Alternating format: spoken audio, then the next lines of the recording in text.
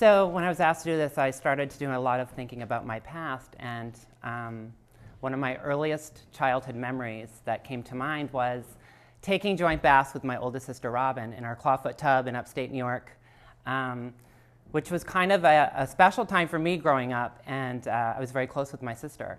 And we would play Barbie and do all kinds of things together.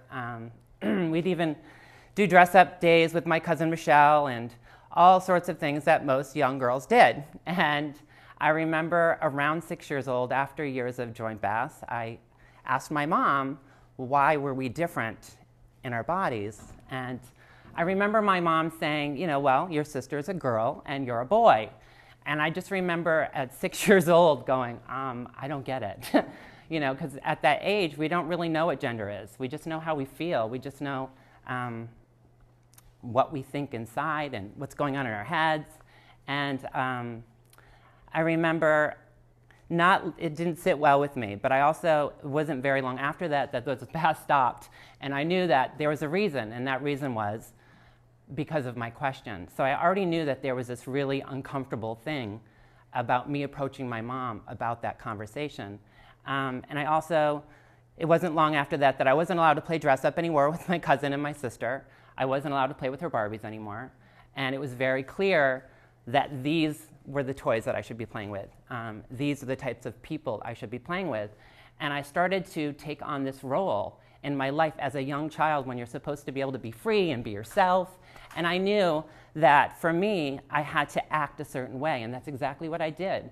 I went through my whole adolescence acting like a boy, acting and doing what I thought I was supposed to do. So I played in the river with my local boyfriends, and we caught crawfish, we went fishing, we played kickball, and did I enjoy those things? Yes, I did. But it wasn't something that felt natural or comfortable to me.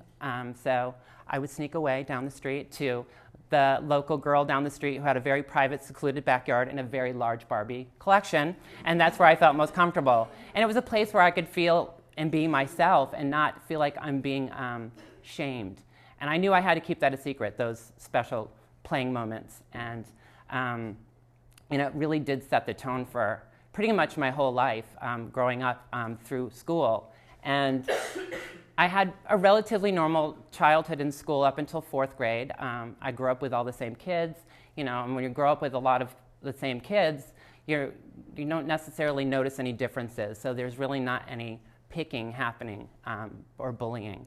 My parents unfortunately got divorced, and I ended up having to move way upstate with my mom and her new boyfriend to a very bigger school in a country setting.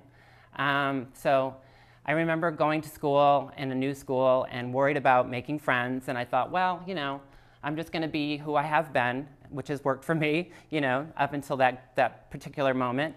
And I made a few girlfriends, and I kind of didn't have a lot of friends. My mom became my best friend. I remember coming home, and we would do crafts together, crocheting, needlepoint. We'd go to craft shows and do those types of things.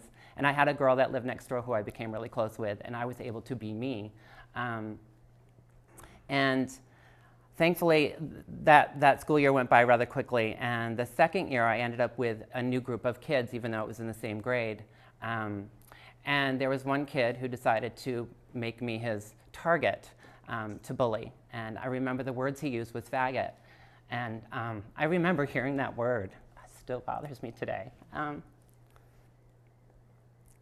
Because I didn't resonate with that word, I kind of knew what it meant. I knew the ugly inclination it meant. I knew that it meant a boy who liked another boy or a girl who liked another girl, but it wasn't something I ever looked at myself as being. I was attracted to boys at that age, but again, I didn't feel like that. I didn't feel like I was that boy. And so I remember going home and crying about it, I would tell my mom I hated school. I hated being there, and I really, really tried to make it through the school year. And I remember, thankfully, my parents moved around a lot, and so I went to many schools until I graduated. And I made it a pact at every school year that I went to a different school that I was going to be the best boy I could be, and whatever that meant. It was, again, it was acting. I dressed a certain way because I felt like I had to. I played sports. I played football. I did everything in my power to not get picked on and not be that person that everybody would, point out and call names to. And it was the only time I could be myself was to be at home.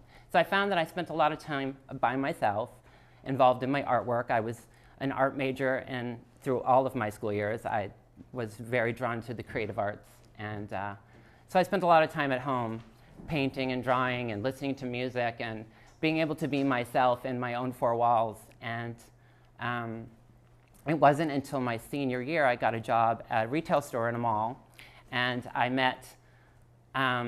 I started meeting gay men, other gay boys that were my age. And I remember a bunch of them asked me if I wanted to go hang out with them at a bar on the weekend. And I thought, you know what, well, maybe this is what I'm supposed to do. Maybe this is what I am. Maybe I am a gay male. Maybe that's why I'm attracted to men. I didn't understand. I didn't know anybody like me.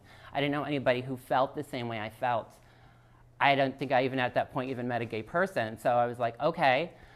There was kind of a little excitement about it, about being able to be myself and maybe meet a boy and have a normal relationship, whatever that meant.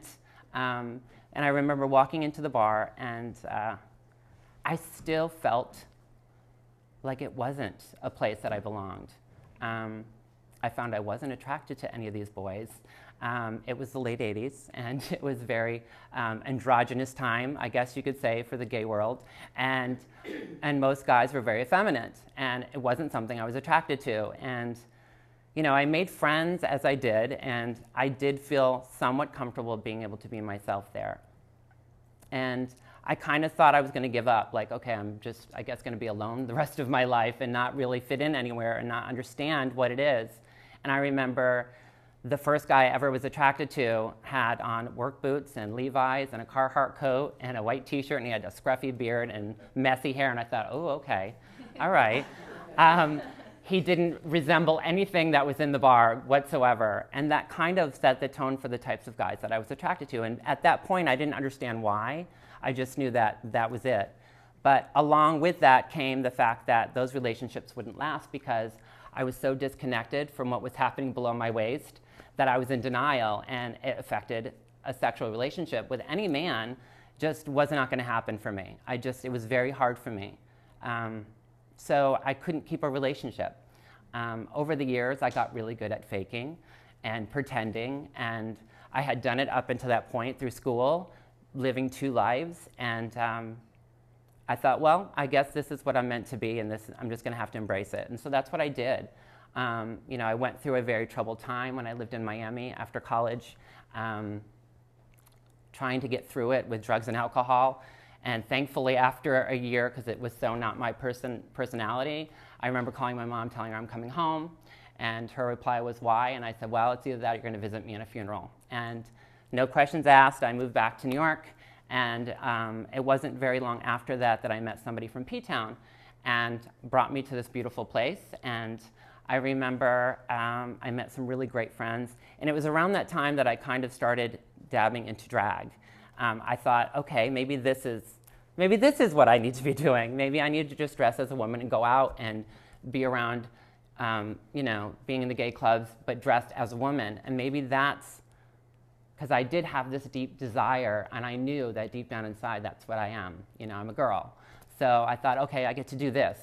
And it was wonderful, but at the same time, there was something missing. I just couldn't put my finger on it. And I remember the following summer, I met this girl named Josie, the first transgendered person I've ever met in my entire life. First time I ever heard the word transgender. I guess growing up in the areas I have, I didn't even hear that word. I didn't even know it existed. So to me, I thought I'm the only one in the world that has these feelings. And then I met this wonderful person who opened my eyes and was like, okay, I'm not a freak. And I remember we became really good friends, and I started working for a cosmetic company that she worked for. And I used to have to stay with her in Connecticut for events. And one night, staying up really, really late, she gave me her story and her powerful words. And I was like, oh my God, this is me. We live the same life. I'm not alone. It was like this light bulb that went off, and I was like, this is crazy. And at that point, I was with my boyfriend, who became my husband. We were together for about 5 years at that point. And I came home, as I always did after these events. And that particular weekend, the following day, he said to me, I just need to let you know, every time you come home from Connecticut, you're depressed. You're in this weird mood. He's like, and I think we need to talk about it. And I did. I opened up to him and told him everything, you know, how I was feeling and how I felt my whole life. And it felt so good to get it off my chest and to have a word for it and some clarity about it. And I remember him saying, well, I think we need to do something about this. He's like, you know, I love you as a person. Gender is not even an issue. I was fortunate he dated girls his whole life. So, you know, he fell in love with me as a person, not, you know, the gender. And he was so supportive. And there was still some hesitation for me, even though I was like, yes, yes, yes, I want to do this. I also was thinking, oh my God, I have this great family. My mom, my dad, my brothers and sisters supported me as a gay man in a relationship with another gay man, as well as his conservative Jewish family also accepted me. And I thought, do I want to rock this boat? You know, do I really, what do I do? And I remember speaking to Josie again, and she said, you know what? Your parents have lived their lives. Your brothers and sisters, they're living their lives, their true happiness, their authentic lives. It's your turn. Like, how long do you have to wait to not be this person that you're meant to be? And she said, if they love you, and I know they do, they're going to support you. You know, you need to just do this. So I remember, you know, telling Stephen, okay, let's do it. And I said, but I want to tell your parents first. I'm like, because if they can accept it, then I know my mom and dad will be good. So I remember we went to dinner, and them sitting across from me, and I told them that I was about to transition into becoming a woman. And they looked over and they said, okay, well, if Stephen is happy with this, and you're happy, and you guys are happy, that's all we want. We just want, you know, we just want our children to be happy. And I was like, oh, thank God. And she looked at me and she said, and by the way, your mom, just tell her. She probably knows. As mothers, we know our children. And I don't think it's going to be that difficult. And I know your mom, she said. So I remember I went home that night and I wrote this 12-page letter to my mom because I thought I needed to get everything out. So I put all these bullet points like, do you remember when? And do you remember when? And all these things. And there was one specific thing that I wrote. When I was 12 years old, I came home from summering with my dad. And something very long and lengthy happened. And she sent me down and said, do you want to be a girl? And at the time, obviously I wanted to scream, yes, but you know, at a 12-year-old, unsure of themselves, growing up person, I was embarrassed, and I said no, you know, and I kind of had an attitude about it. I said in the letter, I wish at that point in my life I could have told you yes, yes I do. And I also said at the bottom of the letter, take your time, read it, get back to me, and let's talk about it. And of course, my mom, being my mom, called me immediately after she read it. And she apologized to me and said, I'm sorry that you weren't able to come to me at a young age and that we could have done something and you wouldn't have had to live these two lives, your whole life, feeling like you had to act around everybody. It was really amazing. So her next question was, so what do we do? Where are we going? What's happening? So I filled her in on the plan, that I was seeing a doctor and I was taking all the proper steps, and in a year I was able to take and go to surgery, and I already found the place. And like her true self and being my best friend, she went to Montreal with me, had my surgery, stood by me with my dad, with my brothers and my sisters and my husband, and it was amazing. And I remember 4 things happened after that day, after that surgery.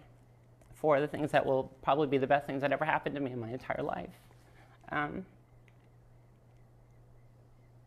Seeing myself the first time, and looking in a mirror and seeing the reflection of what I always felt inside, looking back at me was amazing. And then secondly, getting that birth certificate that said female was really amazing, and being able to change my driver's license and my social security card, and I thought, okay, this is it. Thirdly was the first time being able to have sex with my husband, and feeling that connection for the first time.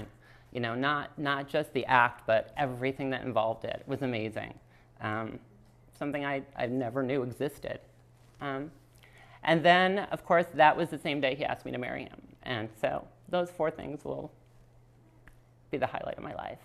So unfortunately, I did lose him 5 years ago, but I believe he's one of the main reasons that I'm still here and I am this person. And I thank you so much for letting me share my story with you.